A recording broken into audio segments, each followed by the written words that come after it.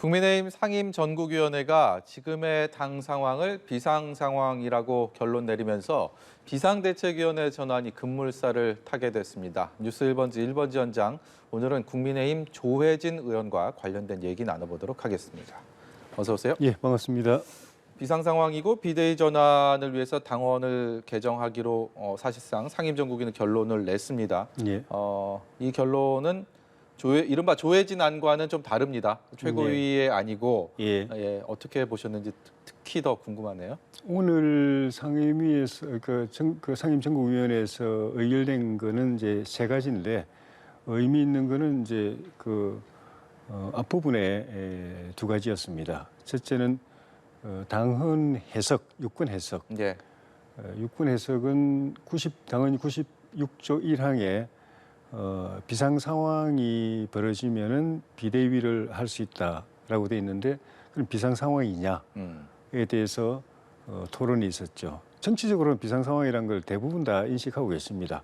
근데 정치적인 걸 가지고 할 수는 없으니까 법적으로 당헌의 그 최고위원회가 기능을 상실했을 때 비상 상황인데 그게 지금 이 상황에 해당하느냐. 예. 라는 거에 대해서 논란이 있어서 비상 상황이 맞다고 최고위원회 기능 상실로 인한 비상 상황 그리고 비대위 출범 가능하다라고 이제 유권 해석을 내렸고 그다음에 비대위를 출범시킬 때 비대위원장 임명 권한자가 당헌 96조 5항인가에 보면은 저 항은 제가 정확하지 않습니다만 당 대표나 권한 대행이 임명할 수 있게 되어 있습니다. 권성동 원내대표는 권한 대행을 내려놓지 않았습니까? 아니, 직무대행을 직무대행. 그러니까 예. 내려놨지만은 이제 법적으로는 살아있죠. 정치적으로 내려놨는데 그건 최고위원들도 마찬가지죠. 최고위원들도 정치적으로는 사퇴 선언을 했지만은 최고위 의결은 했죠. 법적으로는 비대위가 출범할 때까지는 살아있는 거죠. 우리 당헌에 그래 되어 있습니다. 최고위원회는 비대위가 출범하면 이제 해산한다, 즉각 해산한다 이렇게 되어 있는 건데 그건 다른 말로 하면은 정치적으로 사퇴 선언을 함으로써 이제 우리는 비대위를 그러니까 최고위를 안 할 테니까 예. 곧 이제 최고위원은 이제 기능이 정지될 테니까 빨리 비대위를 구성하라고 하는 이제 정치적 메시지를 주는 거고 근데 비대위를 구성할 때 그 절차는 또 최고위원회가 밟게 되어 있습니다. 의결 사항이 몇 가지 있어요. 근데 그러니까 비대위가 출범할 때까지는 최고위원회가 그 법적인 기능을 행사해 줘야 되기 때문에 그때까지는 이제 살아 있는 거죠. 예. 그런 측면에서 권성동 대직무대행도 살아 있는데 문제는 우리 당헌의 비상대책위원장 임명권자가 당 대표 권한 대행만 있지 직무대행은 없어요. 예. 근데 당 대표는 지금 살아 있긴 하지만 기능이 직무가 정지돼 있지 않습니까? 예. 그러니까 임명할 수 없죠. 근데 권한 대행은 당 대표가 없을 때 후순위 당직자가 권한 대행을 하게 돼 있는데 또 이준석 대표는 없어진 건 아니거든요. 네. 있으니까 권한 대행이 또 없는 겁니다. 그러니까 직무대행밖에 없는데 직무대행은 그 당헌에 이미 없고 그래서 직무대행도 이 비상대책위원장을 임명할 수 있게 하자라고 해서 직무대행을 거기다 하나 당 대표 직무대행 7자를 집어넣는 그 개정안 예. 그거 하나가 이제 있었고 그다음에는 이제 전국위원회에다가 전국위원회 소집 요구를 하는 의결하고 전국위원회에서 비상대책위원장을 임명해달라는 그 안건 의결 그걸 오늘 상임 전국위원회에서 의결을 했습니다.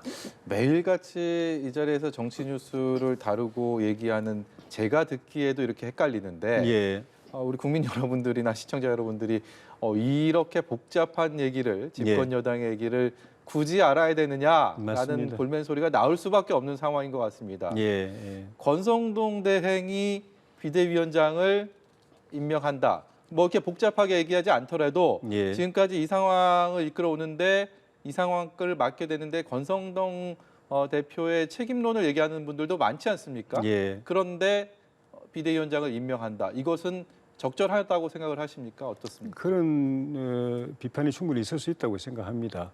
우리 당헌에는 비대위원장은 좀 전에 말씀드린 것처럼 당 대표나 권한 대행이 이번에 이제 당헌 이제 개정되면은 직무대행이 이 전국위원회 의결을 거쳐서 임명하는 걸로 되어 있습니다. 그러니까 해석이 뭐 다를 수 있지만은 보기에 따라서는 전국위원회가 의결을 하고 당 대표나 권한 대행이나 직무대행은 요식 행위로 임명하는 것으로 될 수 있는데 뭐 어떤 루트든 간에 전국위원회에서 의결한다고 해서 전국위의 의장이 혼자서 독단적으로 할 수도 없는 것이고 또 당대표가 임명한다고 돼 있어서 당대표나 권한대행이나 직무대행이 자기 마음대로 할 수 있는 것도 아니고 예. 결국은 당 내외에서 물어보고 추천받고 그래서 대체로 다 이분을 한쪽으로 모아지면 그때 하는 거지.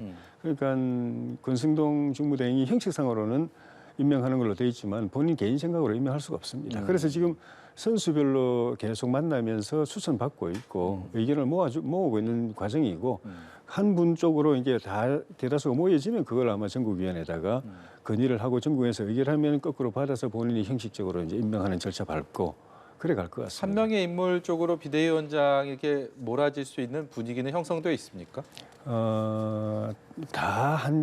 거의 뭐 이렇게 컨센서스 흔히 말하는 이제 만장일치로 모아질 분위기는 아니고 당 내에서 추대해야 되느냐, 당 밖에서 모셔와야 되느냐에 대해서도 꼭 한쪽으로 다 모아지지 않는 것 같고 네. 제 같은 경우는 당 외에서 모셔와야 된다고 계속 주장을 하고 있는데 당 내에는 3선인 저를 비롯해서 4선, 5선 모두가 일부분은 이런 분쟁의 당사자 한쪽 편이고 네. 또 일부분은 어느 편은 아니지만은 이 사태가 이 지경이 될 때까지 그걸 미리 막거나 또는 이 문제가 불거졌을 때 그걸 조기에 해소하는데 아무 역할을 못한 것이 현실입니다. 네. 방관을 했든지 뭐 그렇게 이 크든 관전자처럼 작든 누군가 됐든지. 더 책임이 예. 있기 때문에 이런 상황을 맞았다라는 말씀이십니다. 그래서 그분 중에 누구를 임명한다고 비대위가 정말 국민들이 기대하는 역할을 할 수 있을까에 대해서 예. 좀 의구심이 들기 때문에 특히 위원장은 그런 측면에서 어느 한쪽에도 치우치지 않은 외부에 명망 있는 분을 모셔오면 좋겠다는 생각이 저희 생각이고 네. 비대위원들은 당의 그 경험이 많고 경륜이 있는 중진들이 들어가는 건 이제 필요하다고 봅니다. 옛날에 김종인 비대위원장이 비대위 꾸렸을 때 제가 비대위원을 갖다가 관상용 화초처럼 이렇게 배치하지 마라. 정말 비대위원은 당의 최고위원이고 당의 대표고 지도부이기 때문에 그 역할을 할 만한 역량이 있는 사람으로 그 추대하라 그 인사를 하시라고 말씀을 드렸는데 결국은 이 관상용 화초 같은 분들 그래놓고는 본인이 다 알아서 해버리고 다 해버리고 김종인 비대위가 돼버리고 혼자서 뭐 흔히 말해 북치고 장구치고 하는 그런 게 돼버렸는데 예. 이번에도 그래 되면은 정말 이 난국을 뚫고 나가기 힘들 거기 때문에 비대위원장은 정말 그런 이제 신망 있고 경륜 있는 분을 모시고 비대위원들은 당 내부 사정을 잘 알고 또 이 문제를 풀어갈 경험과 역량이 있는 분들을 모셔야 이게 비대위가 제대로 기능할 수 있을 것 같다.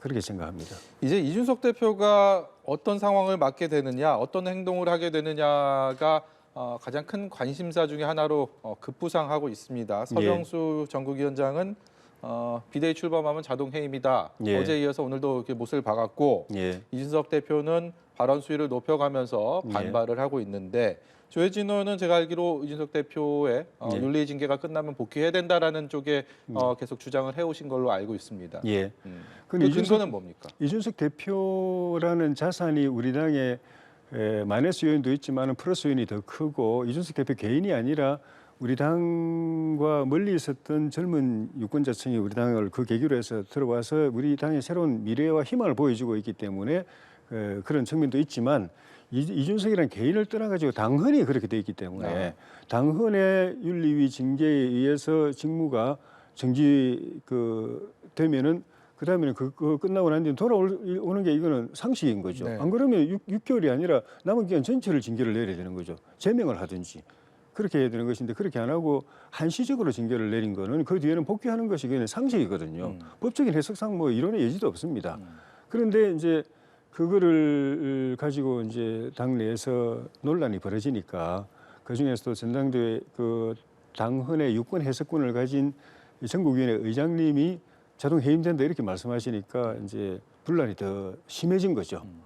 그래서 비대위를 구성하는 거는 좋습니다. 그건 저부터가 가장 먼저 당내에서 비대위 해야 된다고 주장을 했고 지난번 의총 때도 제가 먼저 손들어서 비대위 하자고 발언을 했고 그러니까 다른 분이 발언을 안 할 정도로 제가 비대위 주장에 맨 먼저 앞장선 사람이기 때문에 비대위 자체에 대해서 이견이 있는 게 아니라 비대위를 하면 당 대표가 해임된다고 하는 그 추가 플러스가 붙으면서 그 이준석 대표 쪽에 반발이 더 거세지고 당 내도 의견이 이제 쪼개지고 그렇게 돼서 오늘 상임정국위원회 때 제가 다른 그 유의동 삼선 의원님이 어떤 문제 제기를 하시길래 그걸 이제 받아서 우리 상임정국위원회가 유권 해석 권한이 있으니까 좀 전에 말씀드린 그 비상 상황에 대해서도 유권 해석했지 않습니까? 안건이 올라왔는데 이 현장에서 내가 동의한다, 안건을 하나 제안한다.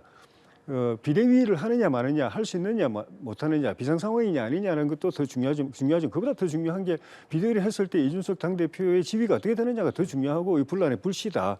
그거에 대해서 이런저런 해석들이 다 많아서 더 문제니까 여기서 유권 해석을 하자라고 이제 말씀을 드렸는데, 그러니까 비대위가 구성이 되면은 출범하게 되면 당 대표는 자동 해임되는 것인지 아니면은 그 6개월 시한 동안만 직무정지되고 다시 복귀할 권리가 있는 것인지 유권 해석하자고 말씀드렸는데, 제가 이제 공식적으로 발표를 했는데 의장님께서 그거는 추후에 논의하자 네. 이렇게 하시는 바람에 오늘 유권 해석 못했어요. 못 해버리는 바람에 이거는 또 앞으로도 계속 각자 입장에 따라서 뭐 자동 해임이다, 아니다, 살아있다 이렇게 해서 계속 이 소란스러운 불씨가 혼란스러운 상황이 남아있는 계속 상황이네요. 갈 것 같습니다. 이준석 대표가 법적인 대응에 나설 것이다라고 예. 전망하는 분들이 많고 실제로 그런 준비를 하고 있다라고 많은 분들이 말씀을 하고 계십니다. 그런 예. 상황을 맞게 된다면 굉장히 좀 국민의힘 입장에서는 어려움에 빠질 수밖에 없을 것 같습니다. 그렇죠. 당 대표가 당을 향해서 소송을 건다. 이거는 유사 일에 아마 이번처럼 당 대표가 윤리위 징계로 이렇게 직무 정지된 것도 헌정사에 없었던, 네. 민주당, 우리 당 통합에서 없었던 일인데 그 이후에 또 당 대표가 당을 대상으로 소송을 제기한다는 것도 제 기억에는 없습니다. 네. 그러니까 정말 국민들이 볼 때는 좀 심한 표현일지 몰라도 우리 당이 거의 막장처럼 보일지 않을까 그런 네. 염려도 되는데. 문제는 이제 오늘 만약에 제가 제안한 대로 비대위 출범과 더불어서 당대표가 자동 해임되는지 아닌지 유권 해석이 내려졌으면 오히려 유권 해석이 내려지면은 만약 명확하게 대응 명확하게 수위가 되죠. 나오겠죠. 만약 거기서 자동 해임이 안 된다고 그러면 법적 대응 안 할 거고 네. 자동 해임된다고 유권 해석을 내렸으면은 그걸 가지고 법원에다가 이 유권 해석은 무효다라고 가처분 신청부터 낼 겁니다. 네. 그런데 오늘 안 했거든요. 안 하니까 사실은 이 소송 대상이 특정되지를 않습니다. 뭘 대상으로 해서 법원에다 제기를 할지 이 대표 입장에서 볼 때는 조금 좀 혼란스러운 측면이 있을 것 같아요. 원래는 그렇게 법적으로 결정되고 그러면 바로 이제 받아치겠다고 생각했을 텐데 그 결정이 안 돼버리는 바람에 좀 고민될 것 같은데, 뭐 고민이나 만화를 떠나가지고 그런 당이 국민의 이렇게 막장 같은 모습을 보이는데 당 대표가 직무정지된 당 대표가 그런 일을 하는 것 자체가 바람직하지 않죠. 아주 기본으로 좀 돌아가 봤으면 좋겠습니다. 지금의 국민의힘 집권 여당으로서 맡고 있는 이 상황들, 예, 윤석열 대통령, 이준석 대표, 권성동 원내대표, 그리고 흔히들 윤핵관이라고 부르는 몇몇 의원들, 예, 누구도 책임에서부터 자유롭진 않겠지만 예. 어느 쪽에 가장 큰 책임이 있다고 보십니까? 그거는 어떻게 보면은 뭐 서열대로 책임의 순서가 다를 수도 있고 각자 권한의 무게에 따라 책임이 다를 수도 있고, 또 어떻게 보면 이 서열이나 권한과 관계없이 열심히 문제 해결을 위해서 노력한 사람은 책임이 적고 노력 안 한 사람이 책임이 무거울 수도 있는 것이고 뭐 그런 다양하기 때문에 딱 뭐라고 할 수는 없는데, 예. 원인은 저는 지난 대선 때부터 불거졌던 문제가 지금까지 이어지고 있는 것 같은데, 그때도 사실은 원팀으로 가느냐 아니면은 잘라내느냐 네. 이런 논란 가지고 하다가 뭐 탄핵 시도까지 있다가 저는 그 이제 반대했었거든요. 결국 원팀으로 갔거든요. 예. 그리고 이제 우리끼리는 같이 화합하면서 외연을 좀 더 넓혀가자. 호남으로 또 중도로 또 반문 진영으로 이렇게 외연을 넓혀가자 해서 노력해서 어쨌든 간 정권 교체를 이뤄냈는데, 정권 교체를 했다고 해서 그럼 원팀이 필요 없냐? 우리하고 뭐 이렇게 생각이 안 맞으면 갈라서도 되느냐? 거기서 이제 당내에서 깔리는데, 저 같은 사람이 볼 때는 대선 이기는 거 다음에 더 중요한 과제가 생겼다. 국정 성공해야 되고 2년 뒤에 총선에서 우리 이겨야 되고 그 뒤에 그 정권 재창출해야 되는데, 그러려면은 더 팀을 더 크게 키워나가야 되는데 네. 있는 것마저 쪼개내면은 결국은 나만 남는다. 혼자 고립된다. 그래서 그런 차이를 이게 극복하고 같이 원팀 거기다 플러스 더 정치를 하자고 계속 제가 주장하고 있고, 오늘 제가 제안한 그 당헌 개정안도 그런 측면에서 도움이 되는 개정안을 내놨는데 그 정신을 빨리 회복하는 것이 우선이고, 누가 책임이 더 크냐 적으냐라는 거는 좀 부질없는 거 아닌가 싶어요. 예, 예. 알겠습니다. 집권당으로서 하루빨리 예. 좀 국민들의 우려를 불식시키는 그런 끝맺음을 하기를 다시 한번 바라봅니다. 오늘 예. 말씀 여기까지 듣도록 하죠. 지금까지 국민의힘 조혜진 의원이었습니다. 예, 고맙습니다.